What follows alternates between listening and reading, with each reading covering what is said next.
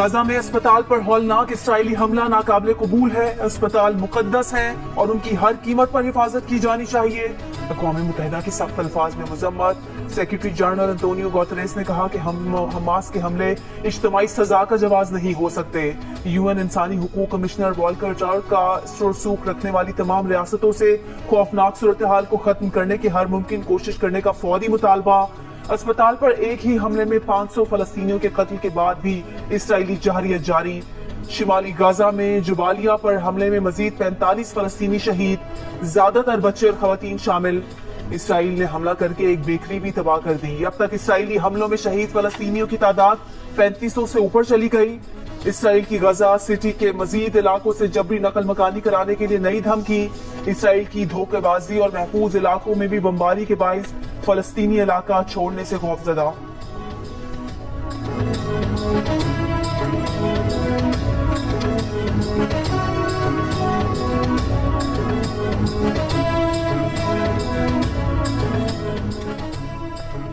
غزہ اسپتال پر بمباری، امریکہ کو مشرق وسطی میں نئے چیلنج کا سامنا۔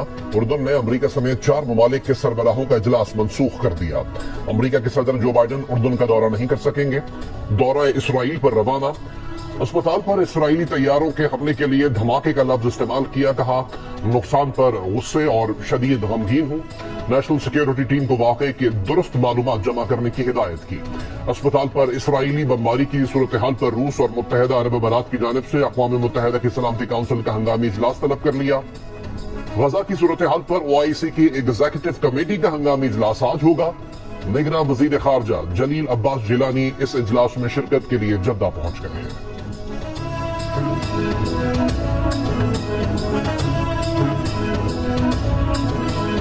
غزہ کے اسپتال پر بمباری کے بعد کئی ممالک میں اسرائیل اور حمایت کرنے والے ممالک کے سفارت خانوں کے باہر مشتعل مظاہرے۔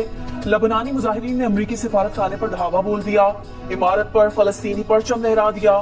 ترکی میں اسرائیلی حملے پر مشتعل مظاہرین کی اسرائیلی قونصلیٹ میں گھسنے کی کوشش، پولیس نے واٹر کینن اور مرچوں کا اسپرے استعمال کیا۔ اردن میں اسرائیلی سفارت خانے کی طرف بڑھتے مظاہرین کی پولیس سے جھڑپ، فلسطینی سرحد کھولنے کا مطالبہ۔ ایران میں برطانیہ اور فرانسیسی سفارت خانوں کے باہر مظاہرے۔ تیونس میں مظاہرین کا امریکی اور اسرائیلی سفیروں کو ملک سے نکالنے کا مطالبہ۔ رام اللہ میں فلسطینی عوام کا صدر محمود عباس کے خلاف احتجاج، فلسطینی اتھارٹی کی فورسز سے جھڑپیں۔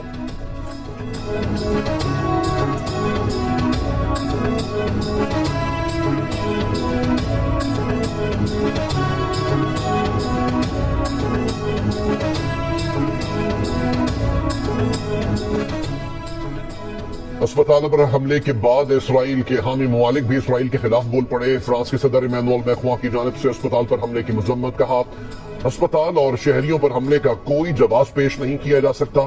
کینیڈین وزیر اعظم جسٹن ٹروڈو نے کہا کہ غزہ میں اسپتال پر حملہ ناجائز اور غیر قانونی ہے۔ برطانوی وزیر خارجہ جیمز کلیورلی بولے عام شہریوں کی جانوں کی حفاظت اولین ترجیح ہونی چاہیے۔ ایران کے صدر کہتے ہیں امریکی اسرائیلی بموں کے شعلے اسرائیل ہی کو نگل دیں گے۔ ترک صدر کا اسرائیل سے وحشیانہ جنگی جرائم روکنے کا مطالبہ۔ سعودی عرب، امارات، قطر اور مصر کی جانب سے بھی اسرائیلی حملے کی مذمت۔ عالمی برادری کی ناراضی پر اسرائیل کا اسپتال پر حملے کی ذمہ داری قبول کرنے سے انکار۔ وزیر اعظم بنیامین نیتنیاہو نے دعویٰ کیا کہ اسپتال اسلامی جہاد کے راکٹ کا نشانہ بنا۔ عالمی میڈیا نے اسرائیلی دعوے کو جھوٹا قرار دیا۔ نگراں وزیر اعظم انواع الحق کاکر کی غزہ اسپتال پر اسرائیلی بمباری کی شدید مذمت، اندھا دھند حملے ختم کرنے کا مطالبہ، کہا اسپتال کو نشانہ بنانا غیر انسانی فعل ہے۔ عالمی برادری اسرائیل کو بے گناہ فلسطینیوں کے قتل عام سے روکے۔ اقوام متحدہ میں پاکستان کے مستقل مندوب منیر اکرم کی بھی اسرائیل کے بزدلانہ حملے کی مذمت، کہا اسپتال پر حملے میں زیادہ تر بیمار زخمی افراد مارے گئے۔ تازہ واقعہ فلسطینیوں کی نسل کشی کا تسلسل ہے۔ شہباز شریف نے اسپتال پر حملے کو ہولناک قرار دیا ہے۔ امریکہ میں پاکستان کی سابق سفیر ڈاکٹر ملیحہ لودھی نے جیو پاکستان میں گفتگو کرتے ہوئے کہا کہ امریکی صدر نے یک طرفہ پوزیشن اختیار کر رکھی ہے۔ مغربی ممالک میں سے کسی نے سیز فائر کی کال نہیں دی، جو تشویشناک ہے۔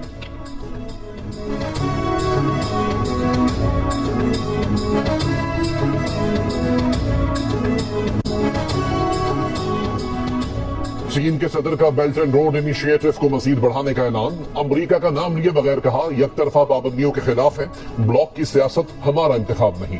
BRI کو مضبوط کرنے کے لیے 8 نکاتی ایجنڈے کا اعلان کر دیا. بیجنگ میں بیلٹ اینڈ روڈ فورم کی افتتاحی تقریب سے خطاب. نگراں وزیر اعظم انوار الحق کاکڑ آج فورم سے خطاب کریں گے. وزیر اعظم کی فورم میں شریک عالمی رہنماؤں سے غیر رسمی ملاقاتیں. UN سیکرٹری جنرل سے غزہ میں اسرائیلی جارحیت سے پیدا صورتحال پر گفتگو. نگراں وزیر اعظم کی آج چینی ہم منصب سے بھی ملاقات ہوگی. پاکستان اور چین کے مابین مفاہمتی یادداشتوں پر دستخط ہوں.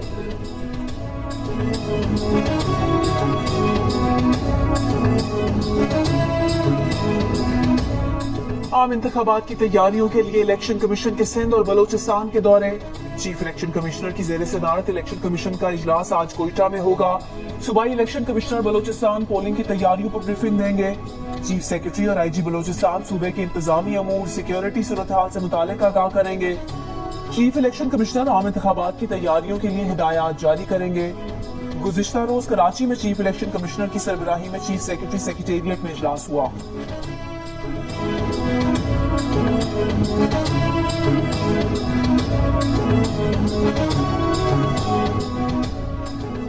چیئرمین PTI کے بیٹوں کے ساتھ ٹیلیفونک گفتگو کروانے کی درخواست پر سماعت. خصوصی عدالت کے جج ابوالحسنات نے کہا کہ جیل میں ٹیلیفونک گفتگو حوالے سے SOPs آ جائیں تو دیکھ لیتے ہیں. چیئرمین PTI کو آج ہی سائیکل مہیا کرنے کی درخواست پر جج نے کہا میں چاہتا ہوں کہ سائیکل کا غلط استعمال نہ ہو, ایسا نہ ہو کہ سائیکل جیل سپرنٹینڈنٹ چلاتا رہے. ریمارکس دیے کہ چیئرمین PTI کہتے ہیں کھانا گھر سے منگوایا جائے لیکن ذمہ داری کون لے گا؟ اگر کھانا جیل میں تیار ہو تو جیل حکام ذمہ دار ہوتے ہیں.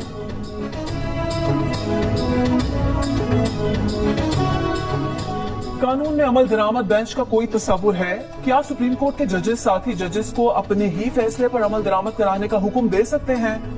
کیا سپریم کورٹ کا ایک بینچ دوسرے کو حکم دے سکتا ہے؟ چیف جسٹس پاکستان جسٹس قاضی فائز عیسیٰ نے عمل درآمد بینچز بنانے پر سوالات اٹھا دیے.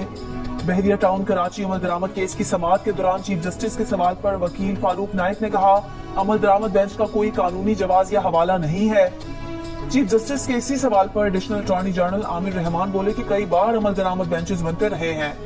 جسٹس قاضی فائز عیسیٰ نے کہا کہ آپ تو ہر حکومت کے دور میں ایڈیشنل اٹارنی جنرل رہے ہیں, آپ اپنے تجربے سے بتائیں کب کب عمل درآمد بینچز بنتے رہے ہیں.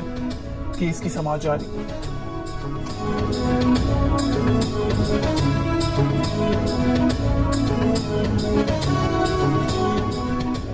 سرکاری ملازمین کی پینشن میں بڑی تبدیلیوں کی تجویز. افواج پاکستان کے ملازمین تجویز سے مستثنی قرار. وزارت خزانہ نے سمری وزیر اعظم کو بڑھا دی. پینشن کے موجودہ فارمولے کے تحت کسی بھی سرکاری ملازم کی حاصل کردہ آخری تنخواہ کے مطابق پینشن جمع کی جاتی ہے. نمائندہ جنگ اور دی نیوز مہتاب حیدر کی رپورٹ کے مطابق سمری میں سفارش ہے کہ ملازمین کی آخری تنخواہ کے بجائے آخری 3 سال کی تنخواہوں کی بنیاد پر پینشن کو اکٹھا کیا جائے. سرکاری ملازمین کو ریٹائرمنٹ کے وقت 35 کے بجائے 25% رقم یکمشت اور باقی 75% رقم ماہانہ ایک ساتھ میں ادا کی جائے. سرکاری ملازم کی پینشن کو تیسری سطح جیسے کہ غیر شادی شدہ, طلاق یافتہ یا بیوہ بیٹی کو عمر بھر دینے کے بجائے صرف 10 سال تک دینے کی بھی تجویز. شہداء کے خاندانوں کے لیے یہ حد 20 سال کرنے کی سفارش.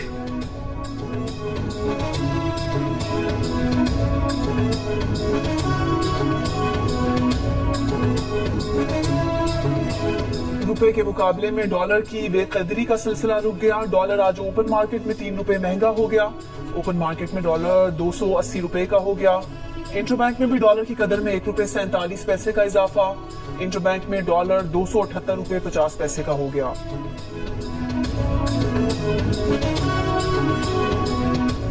حکومتی کریک ڈاؤن کے بعد مردان میں بجلی چوری کی شرح 43% سے کم ہو کر 13% پر آ گئی. سیکرٹری پاور راشد لنگڑیال کا کہنا ہے کہ آج ہم مردان شہر کو لوڈ شیڈنگ فری قرار دے رہے ہیں. بجلی کے مجموعی نقصانات 51% سے کم ہو کر 12% پر آ گئے ہیں. کراچی ایئرپورٹ پر پان, چھالیاں, گٹکے اور سگریٹ نوشی پر پابندی لگانے کا فیصلہ. اطلاق 6 نومبر سے ہوگا. کراچی ایئرپورٹ پر کام کرنے والے CAA ایئر لائن سمیت تمام کمپنیز کے ملازمین کو احکامات جاری. پان, گٹکا, چھالیاں کھانے والے ملازمین کے ایئرپورٹ انٹری پاس منسوخ کیے جائیں گے. مشرف کا دور تھا. بے نظیر بھٹو 8 برس کے جلا وطنی کے بعد پاکستان پہنچی تھی. کراچی میں مثالی استقبال ہوا. शार फैसल पर कारसाज के करीब बुलेट प्रूफ ट्रक के करीब 2 धमाके हुए। बेनजीर भुट्टो महफूज रही। कारकुनों समेत 175 से ज्यादा अफराद जाँ बहक और 600 से ज्यादा जख्मी हो गए। 2007 में पेश आए सानए कारसाज को 16 बरस बीत गए। आसिफ अली जरदारी ने शोहदा को खिराज अकीदत पेश करते हुए कहा, 18वीं आईनी तरमीम जमहूरियत के शोहदा की जदोजहद का समर है। बेनजीर भुट्टो शहीद ने शिद्दत पसंदों की मज़ाहिमत की। खुद मुख्तार पार्लियामेंट, आइन की बालादस्ती और अवाम की हुक्मरानी से मुल्क तरक्की करेगा।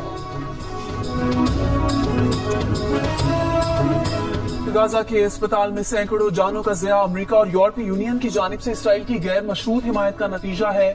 गाजा में वजारत सेहत के आला ओहदेदार ने बताया कि इसराइल ने हफ्ते को भी अस्पताल पर गोले बरसाए थे। अस्पताल डायरेक्टर को वार्निंग दी गई थी कि अस्पताल खाली कर दिया जाए। अस्पताल में धमाके से तबाही से पहले के मनाजिर सामने आ गए। पनाह लिए हुए खानदानों के बच्चों को खेलते हुए देखा जा सकता है।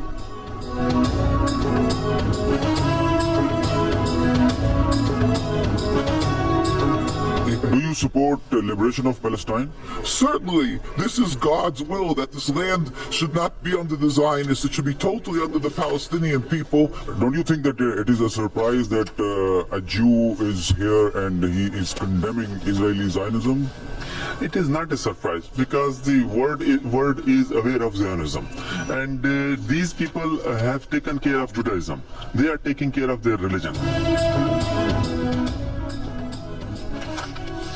यहूदी राहिब फलस्तीनियों के हामी और नेतन्याहू जैसे शिद्दत पसंदों के मुखालिफ हैं। वो अपने खुदा के हुक्म की पैरवी में यहूदी रियासत के क़याम की भी शदीद मुखालफत करते हैं। यहूदी राहिब कहते हैं कि 2000 साल की हिजरत के दौरान जब हर जगह इन्हें यहूदी होने की वजह से मुजालिम का सामना था, तब मुसलमान ही थे जिन्होंने यहूदियों को अपनी जमीनों पर पनाह दी। इनकी हिफाजत की। मुसलमान मुल्कों में ही यहूदियों ने फरोग पाया। अब सहूनियों की जानिब से इन्हें मुसलमानों पर यहूदियत से नफरत का इल्जाम लगाना काबिल कबूल नहीं। यहूदी राहिब कहते हैं कि नोबेल इनाम याफ्ता मलाला यूसुफजई ने कहा कि इज्तिमाई सजा मसले का हल नहीं। गाजा की निस्फ आबादी की उम्र 18 बरस से कम है और उन्हें सारी जिंदगी बमों का सामना करने पर मजबूर नहीं रहना चाहिए। मलाला यूसुफजई का फलस्तीनियों के लिए इमदाद का भी ऐलान।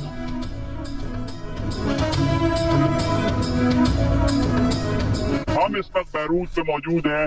यूएन के दफ्तर में, मरकजी दफ्तर में गजा और फलस्तीन के हक में नारे लिख दिए गए हैं। उसके साथ इनकी पैकेट जो है यूएन की, यूनाइटेड नेशन की, उसके ऊपर पथराव किया गया है। गजा के एक हॉस्पिटल पर इसराइली बमबारी के खिलाफ जो एहतजाज हो रहा है अरब वर्ल्ड में, उसका बहुत बड़ा मुजाहरा कल यहाँ बैरूत में नजर आया। एक मुजाहरा यहाँ अमेरिकन एम्बेसी के ऊपर भी किया गया और इस किस्म के जो है वो शेल पड़े हुए हैं जो कि आंसू गैस के शेल है और ये यहाँ पे फोर्सेस ने इस्तेमाल करके मजमे को यहाँ से आगे जाने से रोक दिया था। जियो न्यूज की खुसूसी टीम की बैरूत से गजा इसराइल जंग की कवरेज जारी। मैदान जंग से ताज़ा तरीन खबरों की कवरेज के लिए गजा से 300 किलोमीटर दूर लबनान के शहर बैरूत में मौजूद। बैरूत में मुजाहिरीन के अक़वाम मुत्तहिदा की इमारत पर एहतजाज और यूएन इमारत के बाहर चौकी पर तोड़ फोड़ की बराह रास्त कवरेज। जियो न्यूज के नुमाइंदे तारिक अबुल हसन और अली इमरान सैयद पल पल की सूरत हाल बता रहे हैं।